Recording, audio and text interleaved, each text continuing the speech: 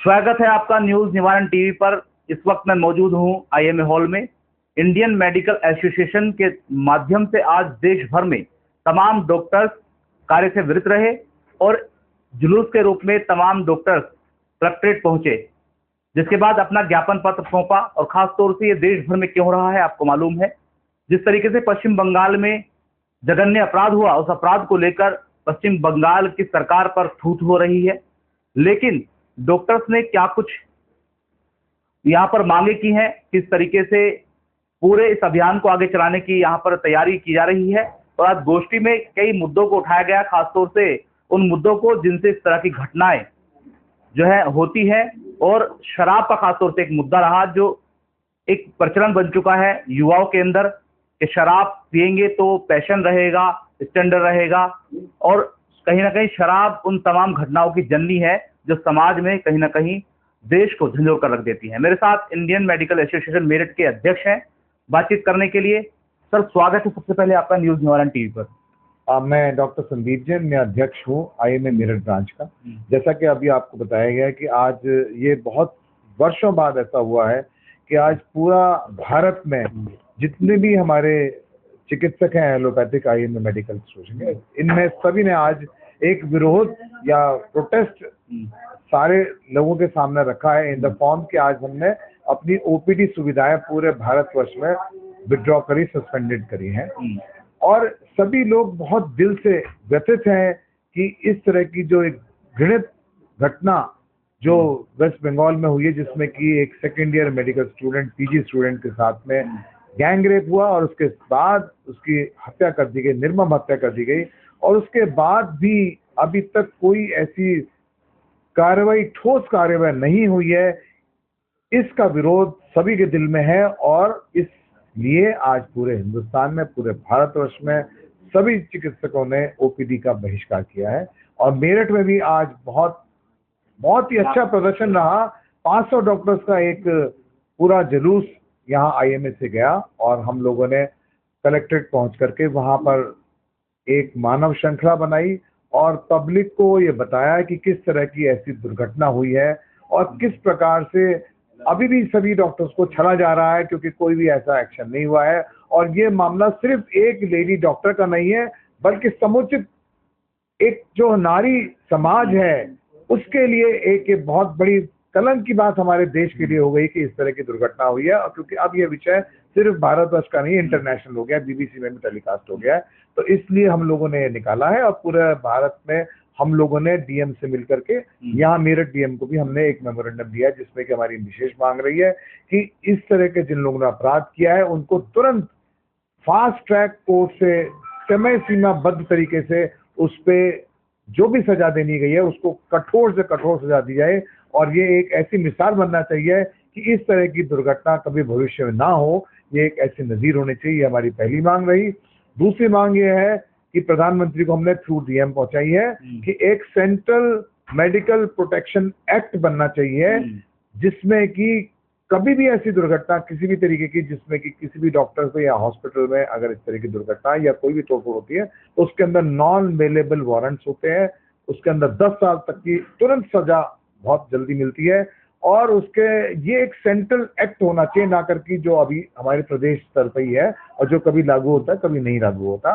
तीसरी हमारी मांग ये है कि जो भी ऐसे हॉस्पिटल्स या जोन है जहाँ पर डॉक्टर्स को, जूनियर डॉक्टर्स को रात्रि में ड्यूटी करनी पड़ती है, तो उनको एक प्रोटेक्टेड जोन डिक्लेयर होना चाहिए और उसके अंदर पूरी गवर्नमेंट की ड्यूटी होनी चाहिए कि वो उसमें पूरी सुरक्षा उसमें प्रदान की जाए। और जितने भी गवर्नमेंट हॉस्पिटल्स हैं उनके अंदर एक दिशा निर्देश होना चाहिए कि आपको क्या क्या हम लोगों को सुविधाएं सुरक्षा की प्रदान करनी चाहिए। चौथी मांग हमारी ये रखी है कि नेशनल मेडिकल काउंसिल बन गया है, नेशनल मेडिकल काउंसिल को भी इस तरह की पावर्स देनी चाहिए कि वो उन सभी जगह का निरीक्षण कर पाए और देख पाए कि क्या चीज की कमी है और वो भी उनको दिशा निर्देशित करें कि आपको ये इस तरह की सुविधा प्रदान। तो ये हमारी 4 मेन मांग है जो हमने प्रधानमंत्री को पहुंचाई है थ्रू डीएम।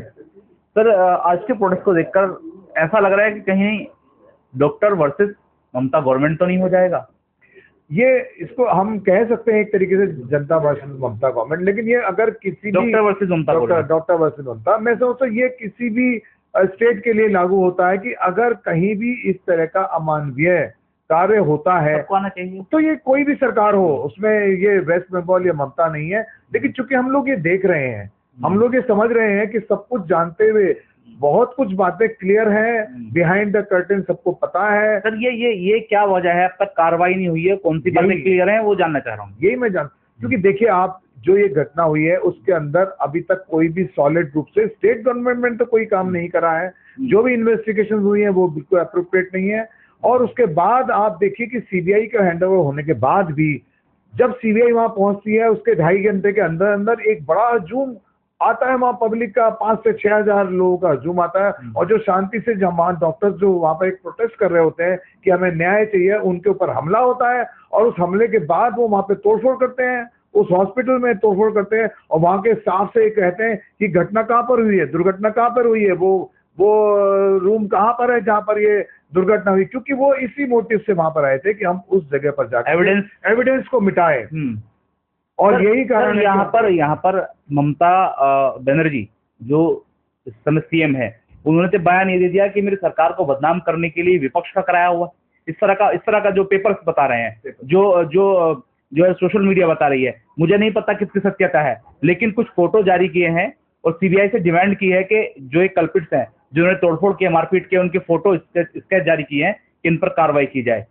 तो क्या लगता है कि कई राजनीति इसमें होने लगी है, बेटी को न्याय मिलने की जगह अब राजनीति शुरू हो गई इसके अंदर?